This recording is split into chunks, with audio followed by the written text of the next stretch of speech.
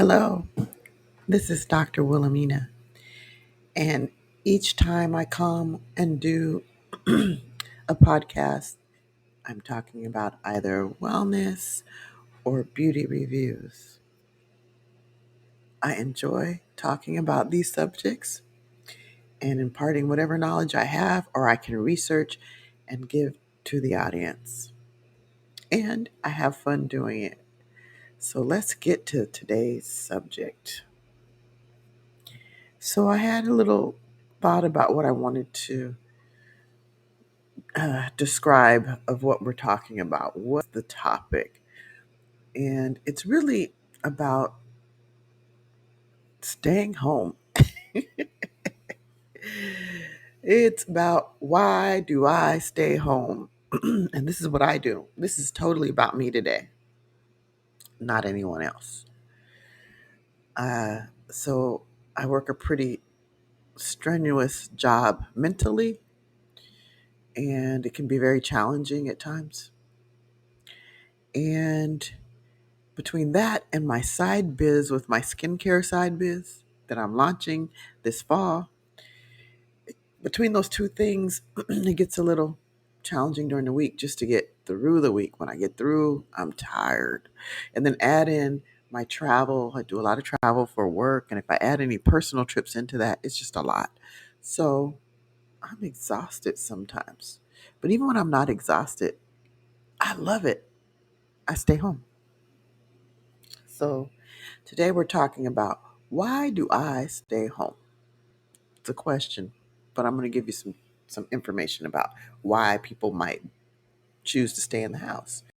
Now, we're not talking about severely avoiding the outside and people.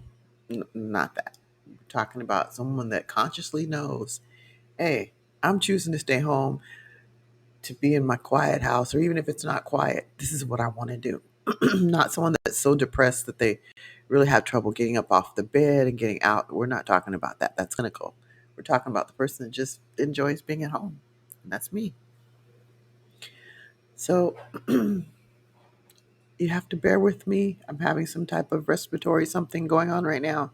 So I'll be clearing my throat and so on. Just forgive. So enjoying spending most of your time alone can be influenced by various factors. And like I told you, my employment, my side biz, my travel, I just enjoy being at home. Um, those are personal preferences, so it's mine. That's what I choose to do.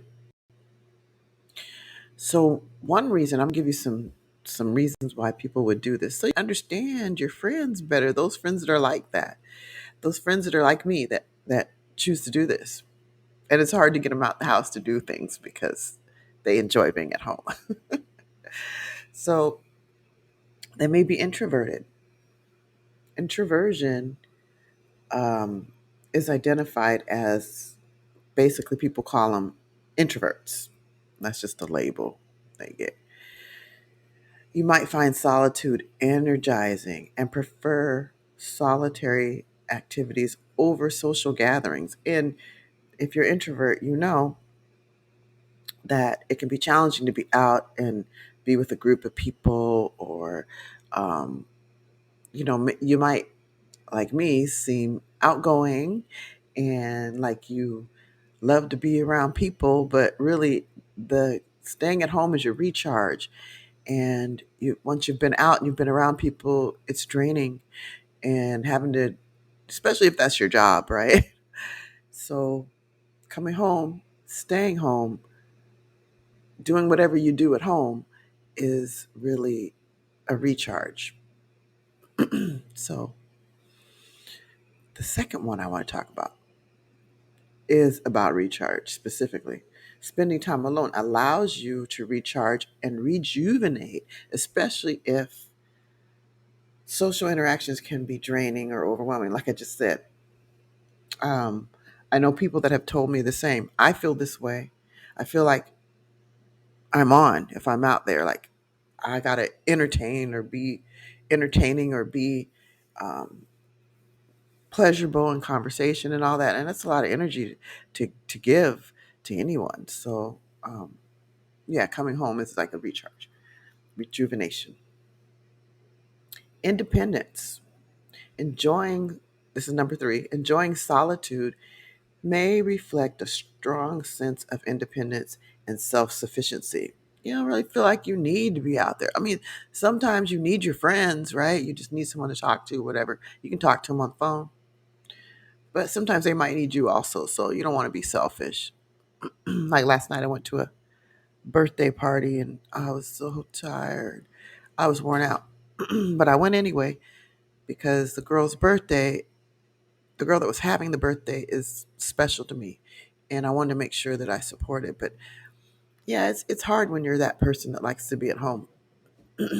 Okay, so the next one I'm going to give you is reflection and introspection.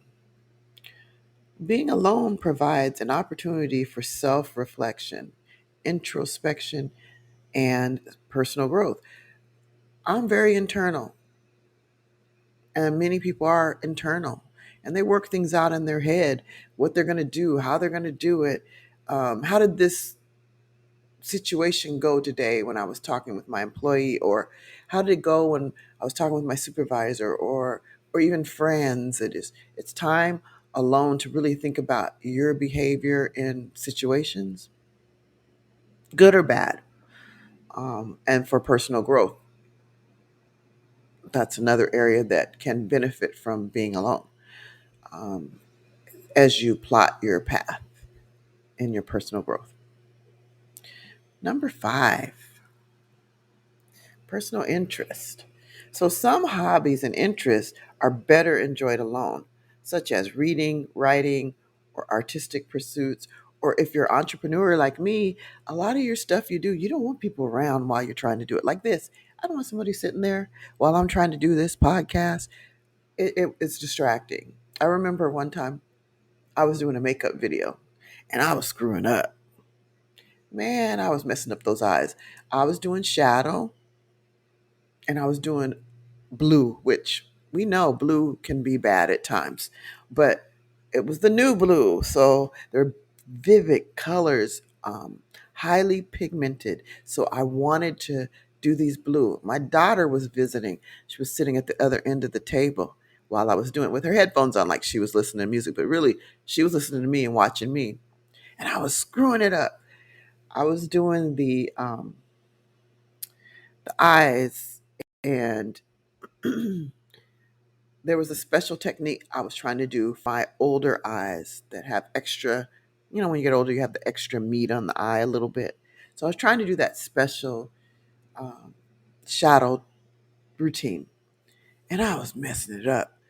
My daughter, who was really good at makeup, was over there watching me, laughing. And in the middle of the video, I'm saying, "What are you laughing at?" But I'm looking at my eyes, they look a hot mess. So it was very distracting having her there, but I knew I was messing up.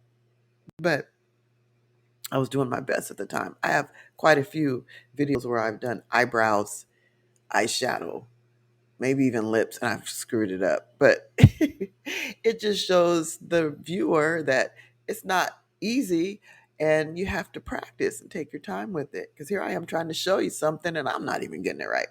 But anyway, yeah, so um, doing your hobbies or whatever they are, which is now going to be a job for me at some point, not a hobby. At some point, I'm going to take it on full time.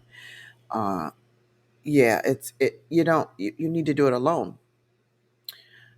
Uh, Next, avoiding conflicts or drama.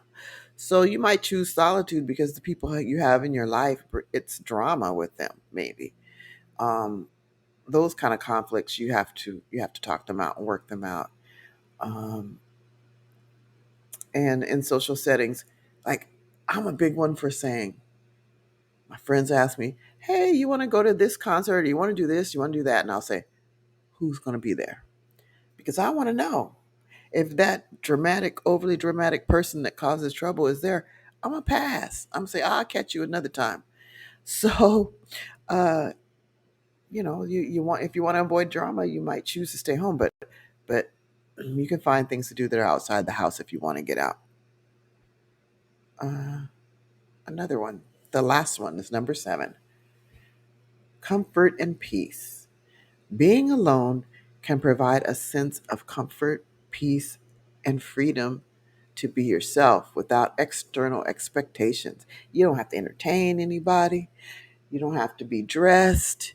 If you're alone, I suspect people who have kids and a spouse may not have this desire to be at home like I do. Because then you're entertaining, you're feeding, you're gonna have to have clothes on. You can't walk around naked. So, yeah, comfort and peace is a big part of it. So I definitely feel that way. So this has been really all about me. It's important to note that enjoying alone time is a personal preference. I choose that, and there's nothing inherently wrong with it. However, if you find your preference for solitude is causing distress, negativity, it's impacting your well-being, maybe you're um, spending too much time at home and not be able to take care of your bills or grocery store or things that you need, maybe gas, then that's an issue. You have to get out to take care of your well-being. It may be beneficial to explore the resources behind it. I'm sorry, the reasons behind it. Why do you do it? I'm exploring mine. I know why I do it, but maybe you need to do that and find a healthy balance between alone time and social interactions that align with your needs and values. And that's the important part. When you're out there doing your social thing, it does align with your needs and values.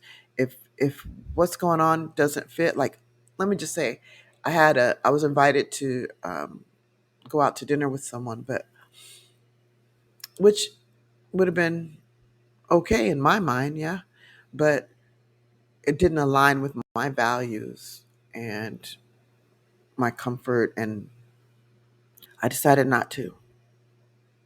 Maybe at a later date, doubt it, but not. I decided not to. And remember, everyone has their unique preferences and comfort levels, and you need to respect them. And yeah, if you have concern, though, you can always speak up to a friend. But when they tell you that this is what they like to do, this is them, you got to respect it, unless it's keeping them from taking care of important areas and functions in their life. Then, yeah, you got reason. Okay, I've enjoyed this session. And yes, it was all about me, but it's okay. So if you find that this was helpful for you or someone else, share it with them. And then come back and listen the next time I do a podcast, or even go through the ones that I have and listen to those. Those are great too. So take care until I talk to you next time. It's been Dr. Wilhelmina. Take care.